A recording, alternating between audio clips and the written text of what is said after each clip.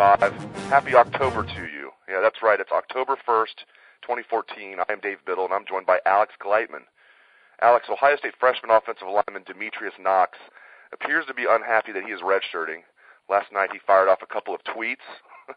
Never a good idea to be firing off a couple of tweets late at night anyway, but the first one read, quote, 10 days I'll be back in Texas. That's all that matters, end quote. All right, okay, no big deal. 10 days I'll be back in Texas. That's all that matters. Okay, maybe a little homesick. Happy to be back home for a little bit, and he's going to come back, right? Next tweet, quote, might not never come back. Uh-oh. He deleted that one. He deleted the might not never come back one, but as we know, the way Twitter works, a bunch of people already retweeted it. It's forever out there. Alex, what are your thoughts here? We've seen this before with Michael Thomas, numerous other kids. I've covered the team for a while. This is nothing new, but still, Demetrius Knox is frustrated. Are you concerned he might be looking to transfer? I don't think so. I think it's just a frustrated kid. What's your take here? Yeah, I would agree with that, Dave. I mean, I think around longer, you would have seen a lot more of these types of tweets from freshmen, not only at Ohio State, but across the country. There are a ton of freshmen across the country that come in with the expectation of cracking the two deep or playing right away. And, you know, and I'm sure, I know Ohio State staff didn't come in and promise anyone playing time per Knox's tweet earlier in the year, but I'm sure they said come in, compete, do your job, and you'll have an opportunity to play. But I just think, as Ed Warner said a few weeks ago in his press conference or in questions with the media, he pretty much said, you know, we like Knox, he's doing all the right things, but there's no reason to waste the guy this year if we don't need him. And I think right now they feel that, you know, offensive line is one of the more tough positions to play as a freshman. Not only do you have to be physically ready to play it, but mentally there's a lot of adjustments and things like that to make. And you're seeing some of the Ohio State veterans having issues with that. So some people do want to see Demetrius Knox try it out, see if he has a shot, but I think the coaches know that's what they see every day in practice.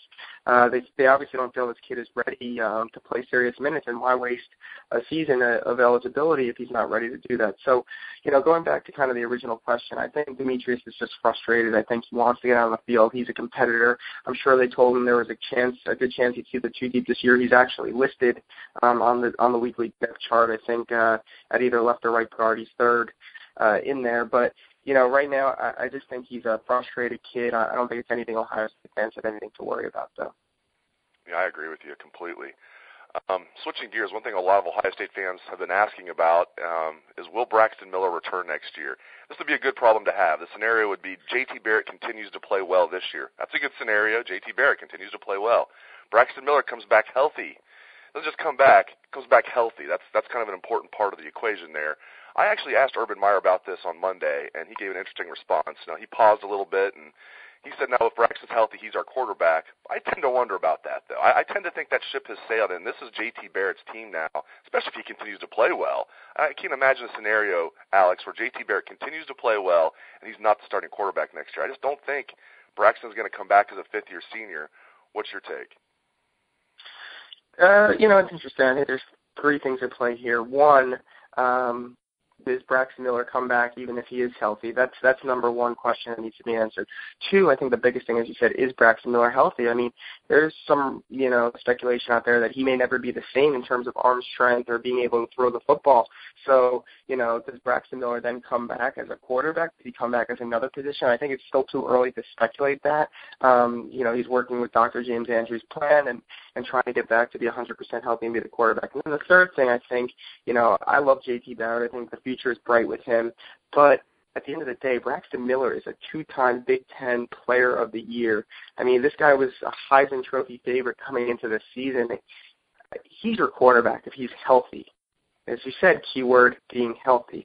And, you know, as good as J.T. Barrett's been, he's played 4 games against teams that, you know, let's see how he does against Michigan State, and let's see how he does against Penn State and Minnesota and Michigan and Rutgers and Maryland and Illinois as Big Ten play, you know, comes around this Saturday. I don't think we've seen enough of J.T. Barrett yet to say that he's good enough you know, to supplant Braxton Miller as a starting quarterback. I think if Braxton's healthy, he's your starter.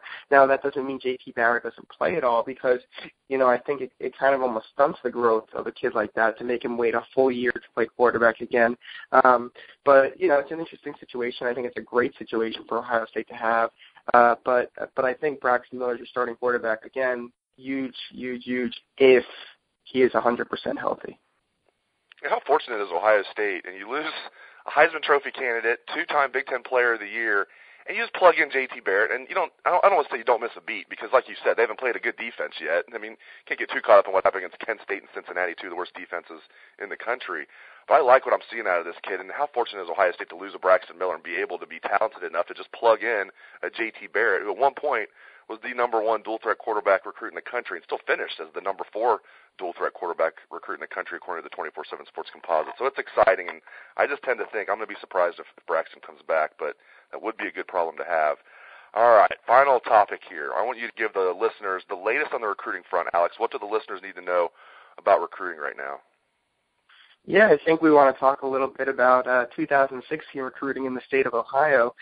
2 prospects that some big news came out about yesterday. Kier Hawkins from Maple Heights. He is kind of a jumbo athlete, a tight end, wide receiver, hybrid, and he was offered by the Buckeyes yesterday. I think he was very overwhelmed. He's been an Ohio State fan his whole life. That's where he wants to go. He spoke to the staff yesterday afternoon after hearing about the offer from his coach. They want him to come down to Rutgers with this, or sorry, not to Rutgers, to the Rutgers game in Columbus on October 18th with his family so they could sit down, get to know them a little better. And I would be very shocked if a commitment doesn't happen right then and there or shortly following that weekend. This is a kid they want badly. He showed very well at Friday Night Lights and some earlier camps in the summer. I think he's a phenomenal player. A lot of fans are probably worried, what does this mean with Jake Hausman or Luke Farrell, 2 other tight ends in the 2016 class? But I checked with some sources, and it actually doesn't mean anything in regards to those guys. Ohio State would take all 3, using Farrell and Hausman as more traditional tight ends like they do with Jeff Hireman or Nick Vanette. And they would use Kier Hawkins kind of as a flex hybrid, a guy almost like Michigan uses Devin Funchess. They call him a wide receiver this year, but he's really a flexed out tight end. Obviously, Ohio State, I think, would have a quarterback who could throw a little bit better to him. But that's how they use Hawkins. And then the other quick tidbit on an Ohio 2016 kid, Demario McCall, running back, kind of wide receiver, athlete overall. He moved up to a 96th grade and a very, very high 4-star, the number 24 player in the class of 2016, and now he's the number 2 player in Ohio according to 24/7 Sports, behind Liam Eichenberg and right in front of offensive lineman Tommy Kramer. So big move for Demario McCall, a kid who it's a matter of when, not if, he will be a Buckeye, and that will be a great get for Ohio State wherever they land him. I want to let the listeners know what's going to be on the site today. We'll have the usual Wednesday coverage in the Dean's office, where you can ask Bill Kurlick any question about recruiting or the team has already been posted for subscribers. We'll have the boarding house posted sometime afternoon. And then Wednesday evening is always a big day for team coverage. We interview Urban Meyer right after practice around 6:30. We're also going to interview a few players, maybe an assistant coach, but probably just a few players. So look for a story plus video of what Urban Meyer has to say tonight. We'll post that probably around 7:30. We'll get that up as quickly as we can. We'll also have bolts, stories, and videos on what the players have to say. If you're not a subscriber, try our 30-day free trial. It's a great time to do that. Middle of the season, try our 30-day free trial. Thank you to Alex Gleitman. Thank you to all the listeners out there.